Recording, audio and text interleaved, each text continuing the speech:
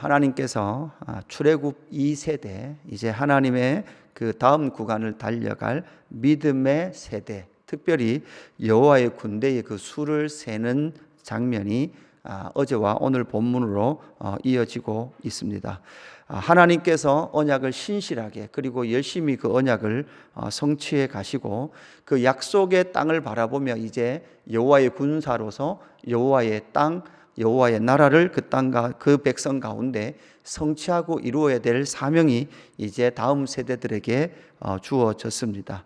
이제 여호와의 군대의 수가 사실은 별로 줄어들지 않았습니다. 1차 조사 때와 별반 다르지 않게 광야의 출애굽 1세대들이 다 쓰러졌음에도 불구하고 하나님께서는 그 백성들을 줄어들지 않게 하시고 여호와의 군사로 보존하셨습니다. 이제 오늘 52절부터는 하나님께서 이제 새롭게 조성하신 새 언약의 군대들에게, 하나님의 새 백성들에게 주시는 하나님의 복을 우리에게 말씀해 주고 있습니다. 하나님께서 이제 새롭게 출발하는 믿음의 다음 세대들에게 어떠한 복을 주시는가라는 것을 오늘 우리는 살펴보아야 합니다. 첫 번째 복은 무엇입니까? 공평과 정의로 땅을 나눠주시고 그 땅을 하나님의 백성들의 기업이 되게 하시는 그 복을 주십니다. 53절에 보니까 이 명수대로 땅을 나눠주어 기업을 삼게 하라 이렇게 말씀하죠. 여러분, 지금 아직 이스라엘 백성들은 약속의 땅에 들어가지 않았습니다. 모압 평지에서 여리고 쪽이 보이는 아직 강을 건너가지 않은 상태에서 이미 하나님께서 너희가 그 땅에 들어가서 땅의 기업을 어떻게 나눌 것인가에 대한 내용들을 주고 계시는 거죠. 이것은 무엇입니까? 하나님께서 반드시 그 땅을 주신다는 거예요. 그리고 그 땅을 나눠 가는데 그 땅을 어떻게 나눈가 하면 공평과 정의로 그 땅을 나누라 이렇게 말씀합니다. 수가 많은 지파에게는 땅을 많이 주고 수가 적은 지파에게는 땅을 적게 주라 이렇게 말을 하고 있죠.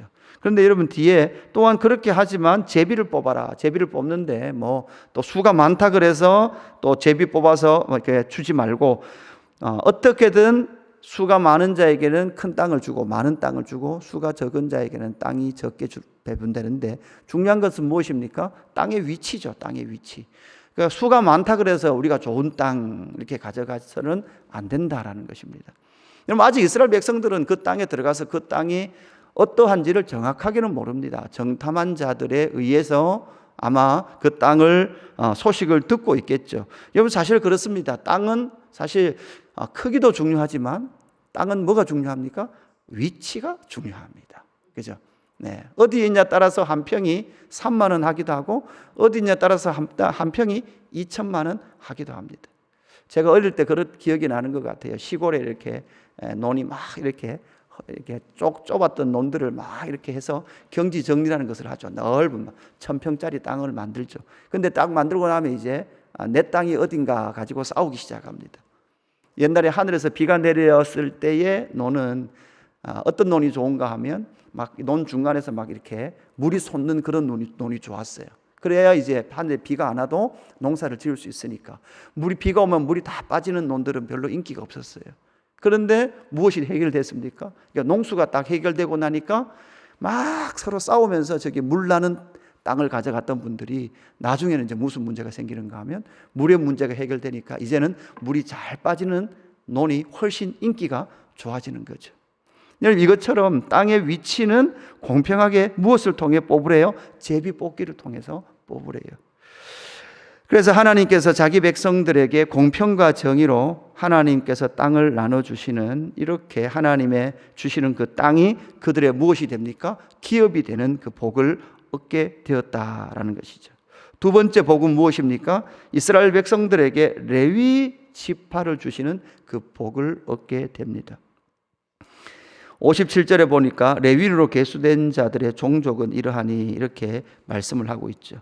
여러분, 민수기나 레위기, 이미 이스라엘 백성들에게 주었던 시내산 밑에서 주었던 레위기, 이런 또 민수기, 출애굽기 내용을 모두 다 종합해 보면 사실 여호와의 기업은 누굽니까? 바로 레위인입니다. 그리고 그 레위인을 누구에게 줬습니까? 48개 도피성에 흩어지게 해서 이스라엘 백성들에게 준 하나님의 복입니다. 그래서 레위인이 그 지파 속에 들어가서 그들에게 말씀을 가르치며 삶을 가르치고 또한 제2에 동원되면서 하나님 앞에 영광의 예배를 드리는, 제사를 드리는 그 사람들로 이 레위 지파가 서게 되는 것이죠. 그래서 이스라엘 백성들에게 레위 지파는 하나님께서 주신 복으로서의 등장을 하게 됩니다. 특별히 여기 59절에 보니까 이런 말씀이 나옵니다. 아브라함의 처의 이름은 요게벳이니 레위의 딸이요 애굽에서 레위에게서 난 자라. 그가 아브라함에게서 아론과 모세와 그의 누이 미리암을 낳았고, 이렇게 말씀을 하고 있죠. 그러니까 하나님께서 출애굽의 역사의 시작을 사실은 모세 그리고 그의 형 아론을 통해서 이루어갔죠. 그래서 출애굽기 2장에 보면 출애굽기 2장에 모세를 어떻게 소개합니까? 한 레위 남자가 한 레위 여자에게 장가들어 아들을 낳았는데 그가 누구다? 바로 모세다. 이렇게 성경은 기록을 하고 있습니다. 그래서 의도적으로 레위 지파 이렇게 말하면서 그 레위 지파를 통해서 하나님은 하나님 앞에 온전히 제사하는, 예배하는 그 통로로 그 레위 지파를 사용하게 되는 것이죠. 그래서 레위 지파를 통하여 온 이스라엘 백성들이 하나님 앞으로 나오는 그 길을 인도하게 되었다라는 것을 우리에게 말씀하면서, 이 민수기 저자의 모세인 이 모세는 61절 말씀을 또한 기록을 해주고 있는 거죠. 그 중에 나답과 아비우 내 아들을 낳았는데, 아론이 내 아들을 낳았는데 그 중에 나답과 아비우는 다른 불을 들이다가 여호와 앞에서 죽었다라는 것을 분명히 말씀을 하고 있습니다. 그래서 하나님 앞에 온전한 불을 통하여 하나님 앞에 예배해야 될 바로 레위 지파의 그 사명을 다시 한 번 더 확인을 하면서, 특별히 이 레위 지파에게는 땅의 기업은 주지 않았습니다. 그래서 48개의 도피성을 그들에게 주었고, 하나님의 기업인 이 레위 지파를 이스라엘 백성들은 11조를 통하여 그 레위인이 배고프지 않고 방황하지 않도록 그 레위 지파를 돌봐야 될 사명이 타 지파들에게 주어지게 되었다라는 것이죠. 그래서 새로운 믿음의 세대들에게 다시금 하나님께서 너희가 어떤 복을 받았느냐라는 것을 확인하면서 레위 지파가 너희에게 주어진 여호와의 복이다라는 것을 말씀을 하고 있습니다. 마지막 세 번째 복은 어떤 복입니까? 믿음의 세대는 가고 이제는 새로운 믿음의 세대가 너희들이다라는 그 말씀을 해주고 있습니다. 63절부터 이런 말씀이 나오죠. 이는 모세와 제사장 엘리야살이 계수한 자라. 그들이 여리고 맞은편 요단강 모압 평지에서 이스라엘 자손을 계수하는 중에 한 자 중에, 이렇게 말합니다. 그러니까 민수기는 두 번의 그 사람 수를 생겨 나오죠. 그래서 첫 번째 셌던 그 수는 사실 이제 모압 평지 가데스 바네아에서 다 어떻게 됩니까? 신의 광야에서 계수한 사람의 수에 들지 못하게 되었다, 이렇게 말씀하고 있죠.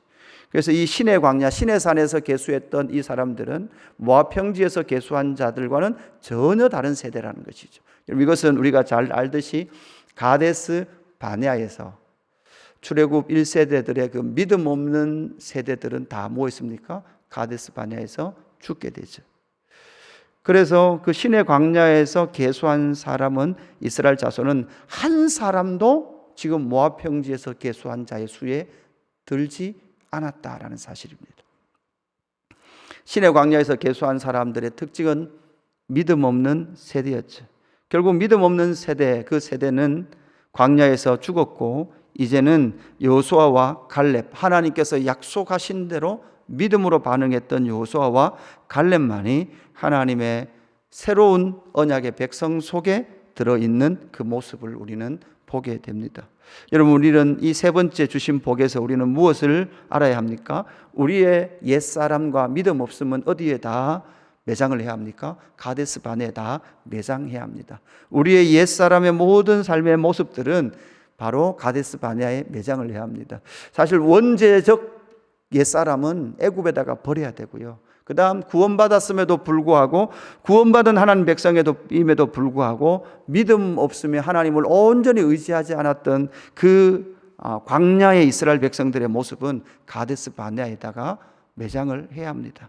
그리고 이제는 약속의 땅을 바라보면서 하나님께서 이스라엘 백성들에게 주신 하나님의 나라, 신약에는 어떤 나라입니까? 예수님도 마찬가지 이 땅에 오셔서 회개하라, 하나님의 나라가 너희 가운데 임했다라고 말씀하고 있죠. 그래서 저와 여러분 어디를 살아가고 있습니까? 하나님의 나라를 살아가고 있습니다. 이 하나님의 나라는 어떤 나라입니까? 영원한 나라입니다. 무너지지 않는 나라입니다. 우리의 삶의 형편과 처지가 어떠하든 간 우리는 하나님의 나라에 속하고 하나님의 나라 백성이기에 우리는 영혼과 생명과 하나님의 언약 안에 있다는 것을 신실하게 믿으며 나아가는 사람들이 바로 신약의 하나님의 나라 백성들인 것처럼 바로 이 모압 평지에 서 있는 이 세대 역시 이제 약속의 땅을 바라보며 하나님의 약속의 성취를 믿으며 나아가는 믿음의 세대들을 하나님께서 이스라엘 백성들에게 복으로 주셨다라는 것을 기억을 했으면 좋겠습니다.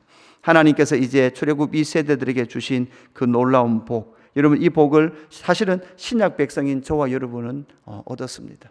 하나님께서 기업을 주셨습니다. 하나님의 나라를 저와 여러분 가운데 주셨습니다. 그리고 우리에게 언제나 계신 바로 예수 그리스도가 우리 안에 거하게 하시는 그 놀라운 영광의 은혜를 우리에게 누리게 하셨죠. 그리고 또한 예배 공동체, 교회 공동체인 믿음의 세대를 우리에게 주셔서 그 교회의 영광과 믿음의 동지들, 성도의 한몸됨의 영광을 누리며 살아가는 사람들이 바로 신약 교회와 하나님의 나라 백성들, 성도인 저와 여러분이 누리고 있는 복인 줄로 믿습니다. 여러분 이 복을 기억하시며 오늘 이 하루도 하나님께서 주신 복을 누리며 하나님의 복 안에 거하는 저와 여러분 되기를 주님의 이름으로 축복합니다. 기도하겠습니다. 하나님 아버지 감사합니다. 모압 평지 약속의 땅을 바라보며 하나님의 언약 성취에 신실하신 영광들을 믿음 주셔서 감사함을 드립니다. 하나님은 기어이 그 백성들을 그 땅에 들여보내시며 그곳에 하나님의 나라를 세우기를 원하십니다. 하나님 새로운 세대를 세우셔서 하나님께서 기어이 주시는 하나님의 기업의 영광, 하나님 그 기업의 복을 얻게 된 하나님 출애굽 2세대들의 복을 바라봅니다. 또한 그뿐만 아니라 레위인을 주시고 또한 믿음의 새로운 세대를 주셔서 하나님의 나라를 세워가시는 그 영광을 경험하게 되는 복을 얻었습니다. 하나님 아버지 신약의 성도인 우리는 무슨 복을 받았습니까? 하나님 우리가 이미 받았던 그 놀라운 하나님의 나라의 그 복을 기억하게 하시고 하나님 하늘에 속한 모든 신령한 복과 이 땅에서부터 하나님의 나라를 살아가는 그 은혜의 복을 받았다는 사실이 오늘 이 하루를 살아가는 기쁨이 되게 하시고 즐거움이 될 수 있도록 역사하여